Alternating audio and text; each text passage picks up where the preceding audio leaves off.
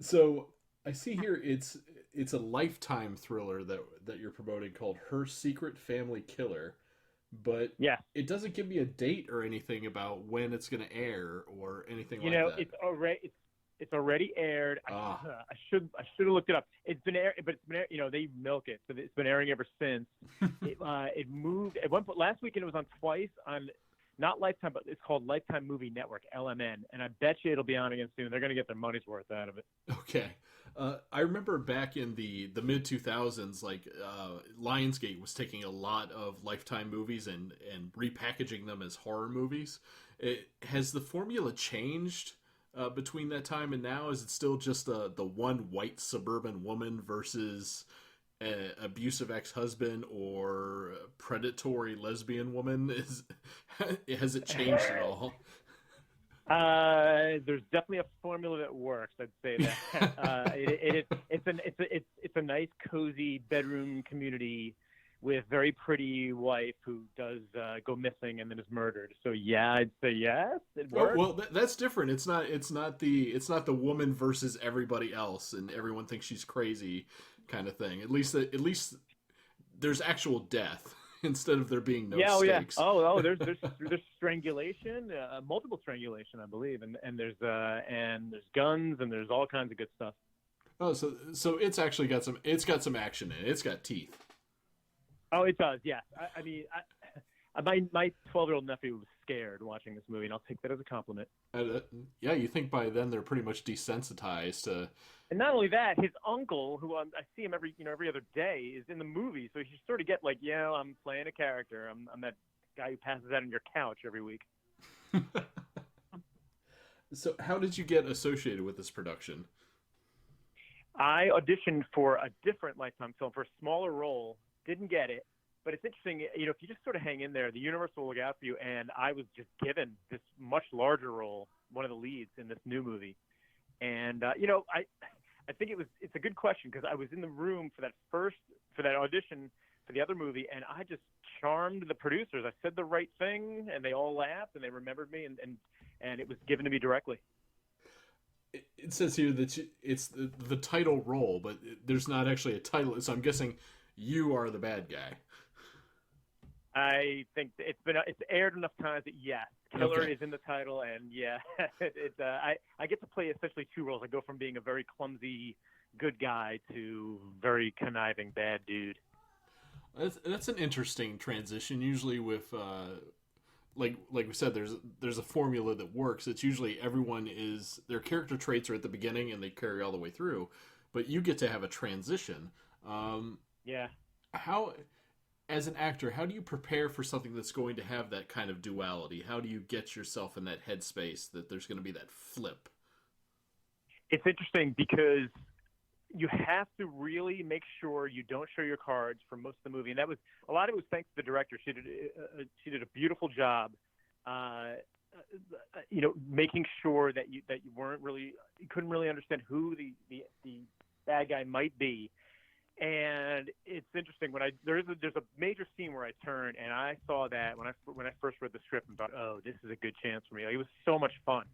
And so I have to, really have to play it two ways. Just know where my character is in every scene leading up to that one point, and then I just let it loose. And it was the most fun. It was the most proud and most fun I've ever had.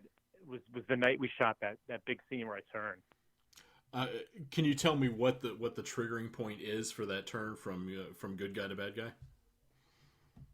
Are you in terms of just the movie plot? It is. I think the lead woman in the film, Brooke Nevin, is on to me, and so now that like I've sort of shown my cards, I can now tell her my entire story, James Bond villain wise. So it's not like a mental breakdown that turns your character into a bad guy. There's underlying stuff there already. Yes, my wife misbehaved, and so I that's how I convinced myself that she had to go. But there is a bit of a mental breakdown. It was really fun. It was like an 8-page, essentially a monologue at the end where I am breaking down, and then it becomes very physical, which was a lot of fun too. Uh, can you tell me about the physicality of the role? Do you get to Man, I are gotta you tell thrown you, around? Do you throw someone else around? and I got hit with a pool cue and they tried a pool cue and a baseball bat 25 times each. Oof. And this is going to sound like I'm just a cowardly actor, which I guess I am, but man, it hurt. And I wouldn't admit it because I didn't want her to hold back her swing as she hit me. And then also, when you're doing that sort of physicality, the crew was very nice, the director was very nice. They kept asking if it was okay, and I'd quickly spring up after being hit, like, yeah, no, it's all fine. But man, it was hurting. It hurt my tummy, and it even hurt like they can't put the lavalier mic on you. They had to put it in my boot, and it was just banging against my ankle the entire time. It was bad. And then what was crazy was now it's like 11 at night, and now we're shooting the big scene I'd been prepared for, which is the scene before where I had the mental breakdown. And so after falling and being hit 50 times, I've got to just get it together. And I was so locked in. I think I really nailed it. So that was lucky. But it's fun. It's fun. It's not like stunts like jumping off a building, but it is a stunt. It was fun. Mm-hmm. It's interesting that they still had you mic'd up. I'm surprised they didn't do any of your grunts or anything. That's a good looping. point. That's a very good point. Because even later with ADR, which is looping, essentially you can do anything, and we even had to add a little bit where I'm sort of sauntering down the hallway, injured and breathing heavily. Mm-hmm. That's interesting. You'd say that. Oh, you know what though? But I am. Look, you're going to see it in the end of the movie. My nephew loves to make fun of me, but I'm counting down as I come after her. 10. I'll give you a count of 10. 10. Or maybe I go the other way. 1, 2. And so you need me. You do need me talking as I'm about to get hit. I learned on like the 46th take, like, you can just move that mic pack in your boot to the back and not against your ankle. And it only took me 46 times to get it right. I'm sure that couldn't have been comfortable. I've been mic'd up before, just on my back, since I'm a really big guy. It's just like I can't stand naturally with this huge brick just pressing against my spine. Yeah, it's interesting you bring that up. It reminds me. Oh God. So in one of the scenes, Diora Baird, who I've been in a couple movies with, she was mic'd with the lav, and it's running a little cord up to her. She's supposed to get out of a car at one point. I'm sitting in the back of the car while she does this. And she got out, and because she's a good actress and thoughtful, she tried to pull the cord against her as she shut the door, and shut the door on her finger. And the cursing, I was like, wait a minute, this is like I for a second really thought like, oh my God, how can you curse in a lifetime? Oh no, and oh my goodness, she was just trying to be conscientious and hurt herself pretty badly. We had to stop for a while, and it was ugh. And she's such a trooper. She actually was more embarrassed. Even though she's in really grave pain, she was so embarrassed to hold the shoot up. But oh my goodness, yeah, those mics, you have to be really careful. Was that incident did they try to write that into the script to just keep going, or no? It's unfortunate because it's leading up to her being strangled, but it was before she gets strangled. She's sort of snooping around and figuring out who the killer might be. So she needed to stay calm. And I felt so bad for her, and she was just trying to be helpful. She was just trying to make sure the mic cord didn't break. Where was this one shot? All around LA, which was really nice. All on location, various homes, some of them in the Valley, if you're familiar with LA. Mm-hmm. Some of them, yeah. a beautiful house by the airport in Culver City. We shot. There's a nursing college in Burbank, I believe, that doubled as both the police station and the hospital. So that was really kind of nice. We were always, and the best was a couple of 3-4 days at Handel's ice cream shop where we got full access to all the ice cream, which was really fun. It's weird, and I tell people, actors eat. We eat. Don't think for a second that we were like dieting. We all were attacking that ice cream. Oh yeah, I mean, I don't think I've seen a craft table that's made its way all the way through a day shoot. That is so true. That is so true. Well, for yourself as an actor, how do you keep your form? I mean, how much dedication do you give yourself to like cardio and lifting and all that? Oh, I mean, I'm up early and hitting the gym hard. I like to eat, like I said previously about the ice cream, but I always try to keep myself so that if I say, let's say it's a Friday, I have an audition, something where I have to be shirtless, say Monday or Wednesday, I will just go full Atkins all weekend, I guess, and just try to lose it. But yeah, you have to stay in pretty decent shape. A lot of roles that come my way are like firemen, and you have to be kind of in decent shape. And so, yes, I think it's important to, and also I think just for, in terms of, if you're going to do 50 takes, and that sometimes does happen, if you really have some good strength on you, there's no doubt it really helps to sort of keep your stamina. Do you find it's more helpful to like have to do a lot of core training and cardio, or do you find that like strength training is more where it's at for your line of I work? do both. I've always been into strength training, and I think that's a very important part of it. But I never like to lag. I'll lift legs too. Like a lot of guys in the gym don't do that, but I'll make sure. And I fully believe too. Even though legs are the worst, if Mm-hmm. you could only do one exercise, it would be squats. You have to. But I always finish the workout with some cardio too, just to. I try to get away from ever doing legs, but then like I basically use my daughter picking her up when we play as my legs because I've got quads that are like roughly the size of tree trunks, so I feel like I never really have to do anything with those. It's Yeah, everywhere that is else. true. If you naturally have that, you're blessed, and you don't need to do legs. I have decent legs, but it's all from working out, and it's Thursday is the bad leg day, and man, you wake up It thinking, makes it oh, we're gonna it have to makes do it this. hell buying pants though, because I get like a nice suit and then I put the pants on. And it's like it looks like I'm wearing spandex from like from my torso You to know, just my knee because my quads are so big. when skinny jeans became all the rage, and I go out, it's funny, you're probably built similar to me. Like I would put those on and get so mad at hipsters for having like spindly legs, and then like jeans just don't fit. You can't have like a regular waist and like wider legs. It's unbelievable. Yeah, it's a nightmare. But then again, I like being built because if anyone ever needs a heavy, it's just like I don't really have to do anything because I'm naturally this Yeah, size. good point. Good point. Absolutely good point. And it's just it's just so much better. You feel better. Your energy is better. I think let's say you had to have your appendix out. You'd heal up in a day. Like Hmm. like like I did fine. I remember my sister-in-law was in great shape when she gave birth to my niece. I was in the hospital 45 minutes after she gave birth. She was sitting up, wanted to have another kid. And I think it was because she worked out while pregnant until the very end. So I think that's always just a great idea to stay Wow. really, really just in great shape. Uh, you mentioned during your auditions you need to show off your physique. Some is there any way that you get away from that in auditions? Like maybe some of your headshots actually have like a full torso shot, so you're not always having to be like, yes, let me take my shirt off. Yes, you can see how chiseled I am.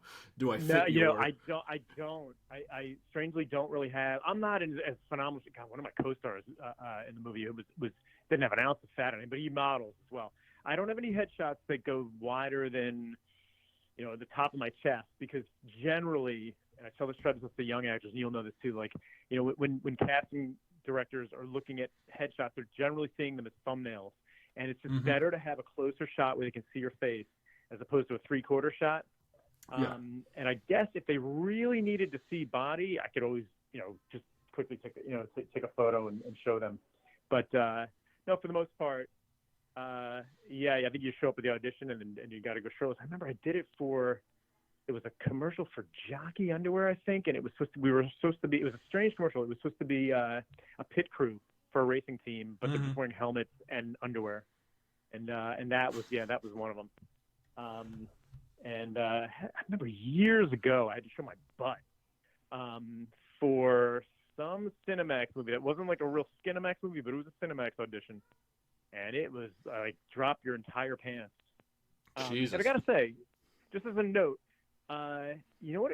I was so nervous going in there, thinking like, oh my god, and you have to facing them first and then turn around. You know what it felt like though? In the end, it's Hmm. so professional. It feels like you're going to the doctor and he's asking you to drop and cough. It felt more like, in a good way. It felt like, Hmm. oh, this is just sort of businessy. Yeah, I've done full body shoots before. Well, without my head, just because that's kind of like where I cut it off. Like if you need someone of my size and you need to do an actual nude shoot, everything's fine except my head because I don't want that to come back and bite me. But Yeah, yeah, yeah. it's like if you have a good That's photography or you have a very comfortable environment, it's okay. that's smart. I think that's absolutely smart. Yes. Uh, when you get your headshots taken, I know a few guys that do them, and they try to get you to kind of do at the very end of a laugh to get just that kind of like pursed smile? How do you feel you take your best headshots? I was taught early on by a very good mentor of mine that your laugh, your smile especially, needs to be very genuine. And there's a trick you can do. So say I take a headshot of me, hold your hand over my eyes and look at my smile, and then move the hand over my smile and see if it matches. And you can and with this fella is a teacher of mine named Stuart Robinson. What he said was, you can sort of see when the smile isn't genuine, and you can read into that just thinking you didn't feel comfortable with the headshot photographer.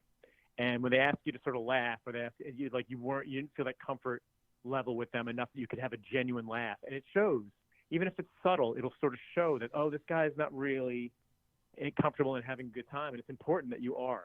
And I've done enough headshots that, sometimes you just don't really feel a chemistry with them. And it's better that you can. So it's often smart to meet with a headshot photographer first before you go ahead and shoot with them. See if you vibe. But if not, look, you're a good actor. Do your best to make that smile seem legit. Yeah, because you really got to reflect it in your eyes, or else it just seems creepy. Yeah, it's tough. It is tough. It's it really does. It does make a difference. All that that subtle stuff. We have so much competition. Every little bit helps. I had a model in my studio about 2 months ago, and she's new to modeling, so she's not really used to having to smile for a camera, so she's got like this constant resting bitch face. So she was trying to work on it, and then I was like, I guess let me just tell you jokes while I'm shooting and trying to keep the camera straight. Good. And she would she'd crack up even if they were horrible dad jokes. You would just get this you'd get this split second of a genuine smile, and it'd be like, yes, that's it. She was lucky, because you're an actor, if I've cast stuff in the past as well. You have a real heart for the actors when they drive across town and show up for this. You're very helpful and thoughtful and want them all to get the job. And so she was lucky to have you there to give her that direction and make her feel better and make her really laugh. Yeah, because I'd hate for her to go, because I don't charge for my shoots. So I would hate for her to go to someone and then they would just be like, they would just take her money and just like in and out. I took pictures of it. I don't care what your face looked like, because we got you in this outfit or whatever we were doing that day. Yeah, I hate when people are treated like cattle in this industry. That's true, and you're getting into something that I always like to preach to people, which is there's an assumption that actors are all out for each other's throat, but we're really not. I think we're actually really supportive, surprisingly supportive, and some of the really nicest people I know are actors. And say if you're in a casting workshop and you're given a scene from some not so great sitcom, they'll laugh a little harder on purpose, and they'll clap a little louder for you.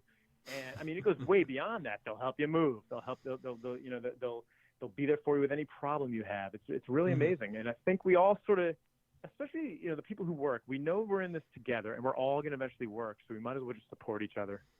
Yeah, especially it's a great fraternity. It's a great fraternity of people, actors. Yeah. Especially for those people that just moved from the East Coast, they made that big move and they're struggling. They need that support structure, because it's so easy to get eaten alive. Yeah, it really is. I remember I read something that's so sweet. Jennifer Aniston talked about before she was famous. She was living in the Hollywood Hills with a whole bunch of people, and they'd scrape their money together to order a pizza. And she said that's her most happy memory.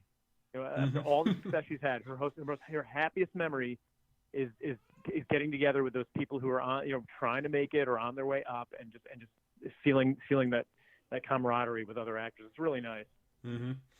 What would be your advice for those up and coming actors, the ones that have just moved to LA?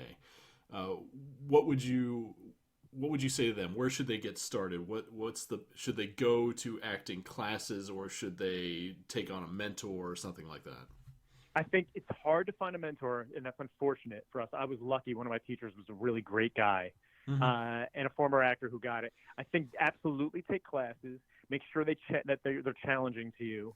There are classes that are so popular that you'll only get up and work every other week. Now, let's say you go 4 times a month, once a week, but they only have time for you to work every other week. Don't do that. Get up and work.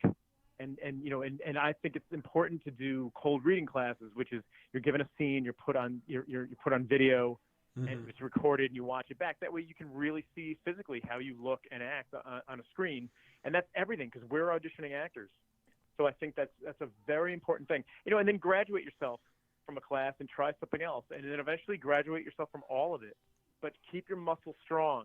If you're not taking classes, read plays out loud with friends, or put yourself on tape. They call it, it's an old term, but put yourself on tape and get in front of a camera, and so that your muscle is strong, so that you're always ready. Be so prepared that when the call comes, you're ready. You may not, it may come in 4 months, it may come in a year, but you are ready that day to go into an audition room and nail it. And in the beginning, pretty much take any opportunity that comes your way.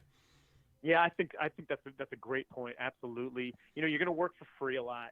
Oh yeah. I remember I bitched to my mom about that, and my mom's a real estate agent. She's like, I don't want to hear it. I don't want to hear it. My mom, I grew up in a suburb of New York City. So many people come out from the city and just want to come out and browse houses for the day. And my poor mom is driving them around town. But for us as actors, if you can get a little more out of it, I think, doing student films, doing independent films that don't pay or pay very little are wise, because you can build your reel. Now, sometimes you'll have trouble chasing down the footage, but you're still getting that experience of being in front of a camera, and it's no different. Someday when you're in front of Steven Spielberg, it's still the same lights, the similar crew, and if it becomes old hat and you become a veteran at it, that's a really great skill to have that they like when you're on set and you know what you're doing. They know that you can hit your mark and keep your eye line, and what to do if you blow a line and have to quickly restart and do it again. That's just all great skills to have. And I think just in the bigger scheme of things, it's just good to always sort of be working. And also, you never know who you might meet. You could some up and coming director will remember you, that you were that helpful actor who was patient with him and did his small movie. And when he's shooting something big, he will think of you. They want to work with the people they like. And going to like random screenings, like Ron Howard might be sitting right next to you, but if you treat him like a normal human being, have a normal conversation with him that's not industry related, that's a lot more memorable to him than someone gushing over his work. And he might say, right. Hey, why don't you come in for a reading? Why don't you come in for this, or call my manager, and then all of a sudden, boom. Yeah, that's really right. Now, he's not a director, and I don't know what he could pull, but I love Rob Lowe, and I've read his books. When he sat down next to me in a diner a couple weeks ago, we talked about the NFL. We're both sports fans, and he stayed after his meal and talked to me for a half hour, my friend and I. And it was so great. And you really do realize, yeah, you're right. Don't say to him, I loved you on Parks and Recreation, because he's heard it a million times and he doesn't want to be bothered. You're right. Or if you do want to bring up something they've been in, bring up something obscure. A friend of mine met Ben Stiller, and he brought up Permanent Midnight, which is a heavy drama that Ben did 20 years ago, and then lit up. He just lit up hearing about that, because everyone else will talk about Blue Steel, and they'll talk about Tropic Thunder, and he's heard it. And instead, if you either, you're right, I'd say I prefer to go off topic with something else that they might want to talk about, and they like it. And there's a thing too. You talk about like Ron Howard, or just in general, people want to help actors. You don't necessarily have to ask for help. I think if my neighbor is an executive for a studio, and she was all excited about this Lifetime movie, and she invited the entire neighborhood. I went over, and the first night it was on, we all watched together, and she kept telling me, I have this friend at Netflix. I got to introduce her. I never asked. She was just throwing it out there. People will want to reach out and help you, knowing you're an actor, and if they like you, they'll come through for you. So you don't really have to beg. No, and the great thing about I've been on a lot of Netflix sets, and the environment is so much more open that I feel that they're much more approachable in every aspect.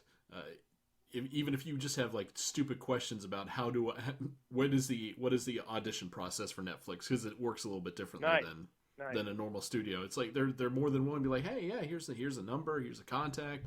It's like, wow, I would get this nowhere else. Well, that's interesting. That's good to know as they blossom and become just really gigantic. That's really good to know. In general too, I think bad actors or bad people have spoiled it for a lot of us in that, there used to be a time, apparently like in the 70s, you could just walk onto the Paramount lot up to the president's office and just sort of and say, hey, I'm Matt Shevin, just want to say hi. And then a bunch of actors ruined it for the rest of us by going up there too much and bothering them. It became a rule. Don't do that. And it became a rule. And one of the rules is don't ask questions. If you go into an audition, don't ask a question. But you know what? I changed that to don't ask questions. Add the word badly. Don't ask questions badly. Don't drop by an office badly. So I think it's okay if you have a smart question. It actually looks like you're involved and invested. But it's nice to hear that Netflix is a little more open and a little more welcoming for something like that. That's kind of nice. Mm-hmm. Yeah. Of all the movie sets and TV sets I've been on, it's like the environment was so warm, and it was so awkward too. It was like, is this what? Is there a hidden agenda here? Why are you being so nice? It is unfortunate that you sometimes hear stories that you go onto some set and it's like, this is a TV show that's been around for a while, and you feel a bit like an outsider, which is unfortunate. Mm-hmm. But I think in general, sets become instant communities, and the people all really get along, and they understand how lucky we are to be shooting stuff, and it's fun. I think we're creating entertainment that millions of people are going to see. It's really kind of nice. So when it's going well, it's a really good business, and I think for the most part, people are very happy. And something for the young filmmakers, even if you're on a low budget set, or even if you're on something that's not SAG, odds are you're going to be tasked with doing other things other than acting. You might be holding the boom mic, you might be helping the sound technician, you might be doing all these other things, and all of a sudden you realize that, well, maybe I don't just want to do just acting. Maybe I want to be behind the camera. Maybe I want to work with the prop master. All these other things open up, and so you're not just pigeonholed in just the one thing that you're not always going to get. You have all these other possibilities you can go into.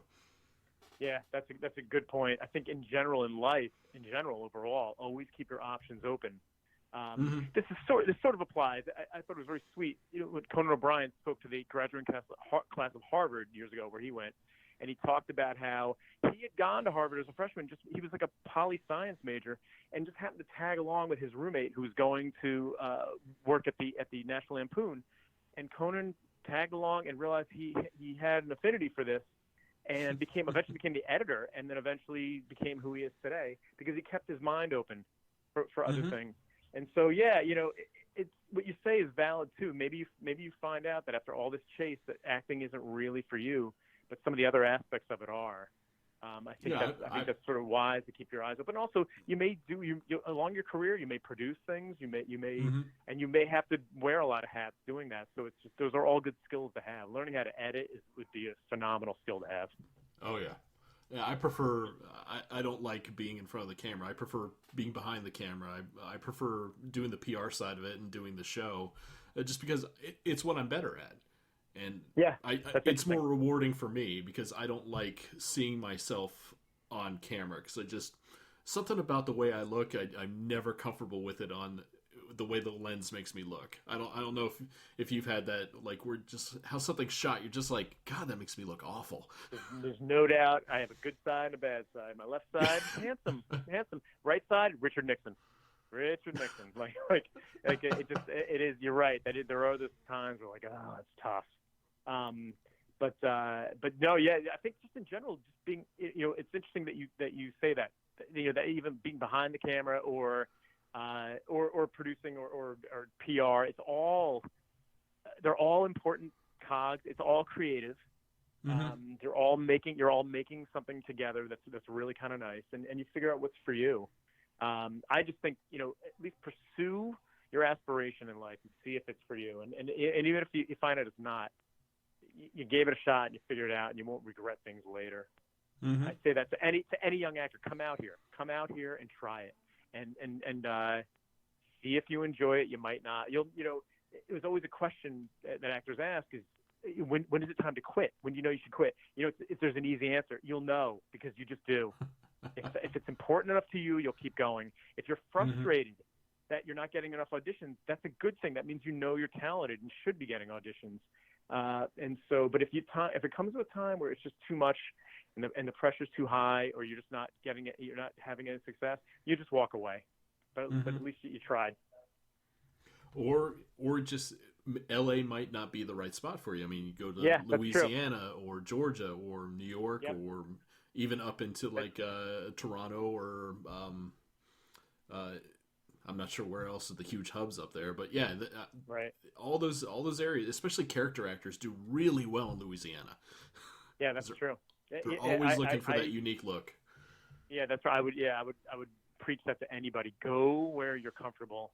I strangely, I grew up in New York, but I love LA. A friend of mine mentioned that to me recently. He said, you are really built for the city because you obviously must really love it. And I do. It's my speed. It feels like a nice, happy energy here that I really like. But I completely can understand if someone doesn't love it, and I can completely understand. It's a big city. It's 60 square miles, and if the traffic is bad, that's what most of it really is. The distance more than the traffic. And if it's not for you, yeah, you could be a big fish in a smaller city. You could do well in Atlanta. So yeah, absolutely try that. But don't let it discourage you. But I think also I know it for sure. When you come out here, just know there's 200,000 other actors, and so we don't have a leg to say. He can't complain about it because we knew coming in that this was.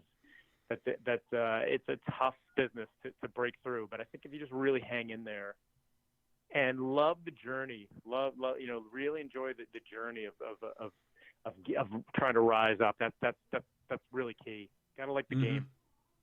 Yeah, if there's something that makes you unique, whether it be something that you were self-conscious about in your youth, play up to it. Make that have that defining characteristic. Have something that other people just stop and say, I know that person for that thing about their personality, and just that's a good point. Play up to it. It sort of ties in. There's a casting director that used to always say, find your Frasier. What's that character? For Kelsey Grammer, it's sort of playing that uniquely stuck up, fuddy-duddy, smart guy. Find that thing that makes you unique. Dennis Franz, remember Dennis Franz? He played a cop on 28 different TV shows, and 28 was for 12 years. And some actors might complain about that they're being typecast, but no, he found his thing and ran with it. Let Hollywood tell you what you are. If Hollywood tells you you're a bad guy, play bad guys. If Hollywood tells you you're going to play you're going to play a lot of dads, play dads. You're good with kids. And being a bad guy usually gives you the most freedom. It does. It really does. It's fun. It is fun. And you can make a transition. I mean, James Spader for years played a bad guy, and now he's sort of playing smart alecky, tougher guy now. He's not the bad guy so much, but he was. And so, there's plenty of room for that. And sometimes it's just not really up to you sometimes, but you obviously have an affinity for it. Go for it. Oh, let's see. All right. I'm starting to run over. Oh, my bad. That's all right. I got fun talking to you. I appreciate it. Thank you. What other projects do you have coming up? I've created my own sitcom I write as well, and it's called Hucksters. It's a workplace comedy based on an ad agency. I kind of play a version of myself named Matt, and I've shot the pilot for it, and I want to shoot a couple more episodes and then package it together, and then try to pitch that to a network. And so that's been a lot of fun, too, because I'm producing it, and I'm doing – I have a director and a full crew, but, boy, as a producer, you really learn a lot. I don't know if this theory is completely true, but I was once told that you can learn more producing something, even a short film, than you will in 4 years of film school. And you do. I had to learn quickly how to get shooting permits. And not only shooting permits, we shot on a softball field, so you have to have a park ranger there.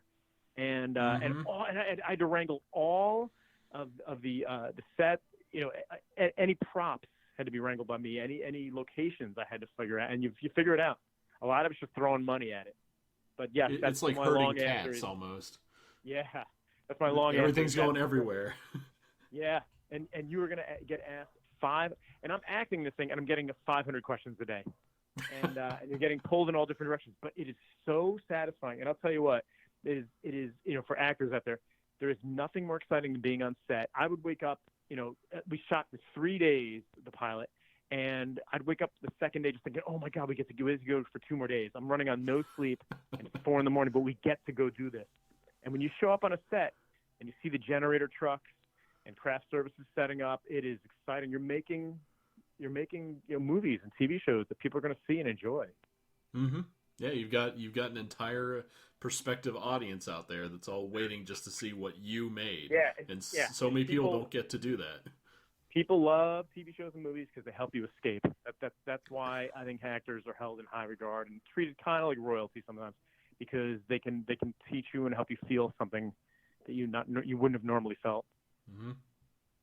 Well, Matt, thank you very much. I truly appreciate it. This has been a great talk. Very rarely do I get to get into lengthy discussions about the industry, so I really appreciate it. Oh, you're welcome. It's nice. I try to stay very positive about it because I honestly enjoy it, and you ask very good questions and you listen well too. So it's nice. Thank you very much. Well, hopefully your Lifetime movie is on repeat again soon, so I can catch it. And do they ever release those on demand or on a physical medium in any way? I think, you know what, I believe you can. Actually, friends of mine did. It's on iTunes and I believe on Hulu as well. But my friends purchased it on iTunes and were able to watch it. And okay. And I'm sure if you look for it, it'll run every few weeks or once a month or twice. They usually run it twice in a night on either Lifetime or Lifetime Movie Network. If you just look up Her Secret Family Killer, you'll find it.